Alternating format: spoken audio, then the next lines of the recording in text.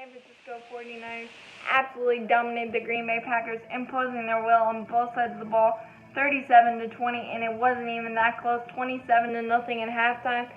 Just an avalanche, and the avalanche, his name was really Raheem Mostert, 220 rushing yards, which is a team record, and 4 rushing touchdowns, which was an NFC Championship game record. I'm really happy for the guy. Persistence pays off.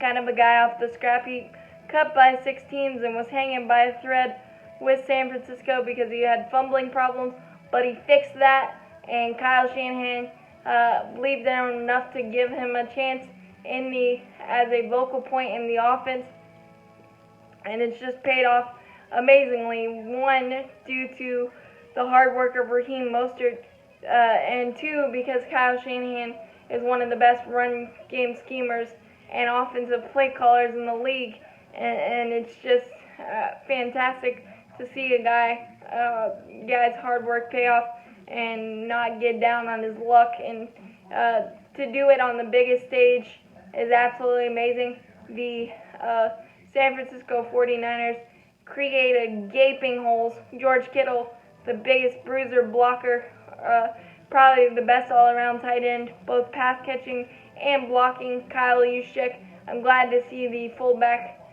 position not totally die. He's the jack of all trades and the ringleader in those blocking schemes. The offensive line did their jobs as well. It was just absolutely amazing. And Jimmy Garoppolo didn't screw it up, and he only threw the ball 8 times. I could have done his job today, but if that's what it takes to win, nobody's complaining. Running game and defense travels in the playoffs every time, and the San Francisco defense did their job as well, forcing 3 turnovers, sacking Rodgers 4 times, I believe, in the first half, and a couple in the second as well. It didn't matter that Brian Bulaga was back and fully healthy. Aaron Rodgers was harassed and had a muddy pocket about every time he dropped back, and they don't give up huge chunk plays. They don't miss tackles. They don't beat themselves, and Aaron Rodgers and the Packers unfortunately beat themselves.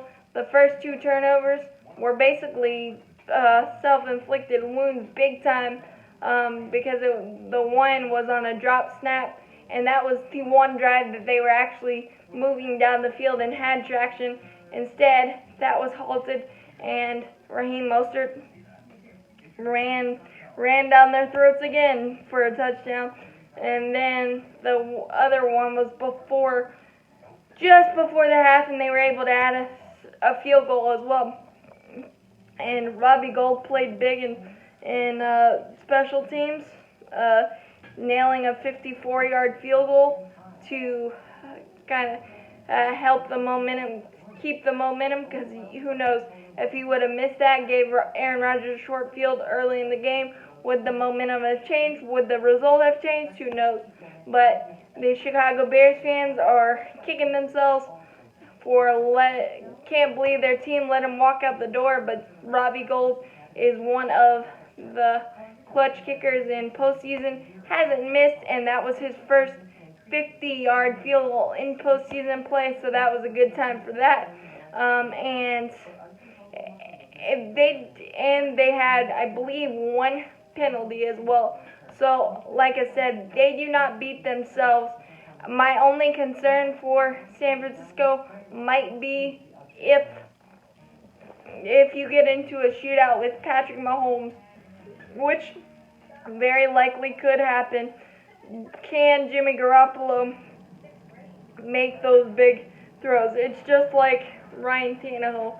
You want to put the ball in Jimmy Garoppolo's hands to beat you, because once a team has to fully pass, then your pass rush can lick their chops, and that's what Kansas City did today, and I'm sure that's what they're going to try to do, take away the 3-headed monster of San Francisco. But this was an absolutely dominating performance, a perfect performance for everybody involved on the San Francisco sideline, and an absolutely amazing game.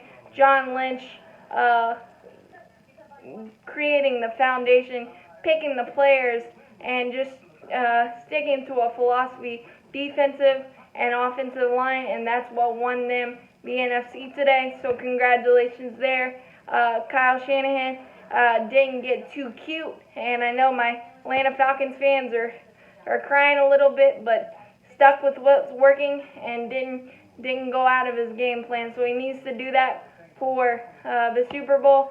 But congratulations to Matt LaFleur as well. A great season. You just ran into the wrong team and honestly didn't have enough playmakers on the outside to make that happen.